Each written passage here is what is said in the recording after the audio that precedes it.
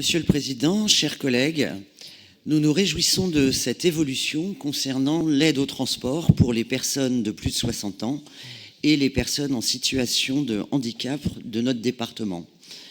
La carte Améthyste Plus vient enrichir l'offre existante en s'adaptant de manière plus fine aux besoins des bénéficiaires.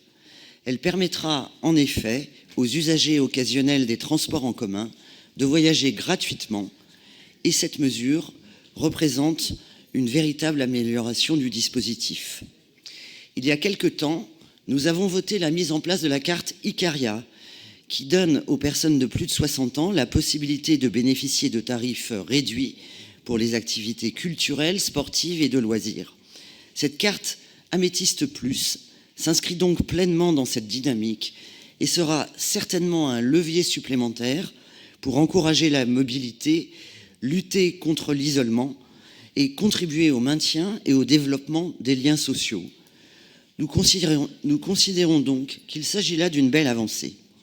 Face à l'urgence climatique et environnementale, je tiens à souligner ici l'importance de développer à l'avenir toutes les mesures susceptibles d'encourager l'usage des transports en commun par le plus grand nombre. Pour cela, il est bien entendu indispensable de renforcer les réseaux afin d'élargir leur accessibilité, mais aussi de mener une politique tarifaire adaptée.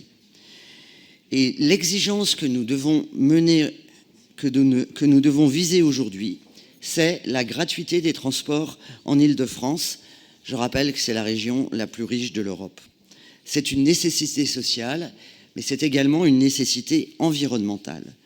Car non seulement la gratuité des transports ouvre de nouvelles perspectives pour les habitants, en faisant émerger une nouvelle gestion de l'espace public et une nouvelle manière de vivre ensemble, mais ces effets ont un impact positif sur la santé et sur l'écologie de manière générale. Je vous rappelle que c'est déjà chose faite à Paris pour les jeunes et les seniors les plus démunis. Notre département fait également un effort tarifaire important avec le remboursement partiel de la carte imaginaire pour les collégiens et les aides proposées aux personnes âgées et en situation de handicap via la carte Améthyste. En ce sens, les récentes déclarations de Valérie Pécresse demandant une accélération de la mise en concurrence du réseau des transports publics en Île-de-France va à l'encontre des besoins de notre temps et de ceux des habitants. En instaurant la recherche du profit comme objectif unique au détriment de l'intérêt général, cette ouverture à la privatisation ne pourrait conduire qu'à la dégradation du service aux usagers, de la couverture géographique et des conditions de travail des agents. Elle remettrait également en cause toutes nos mesures d'incitation à l'utilisation des transports publics, nous faisant régresser sur les plans sociaux et écologiques.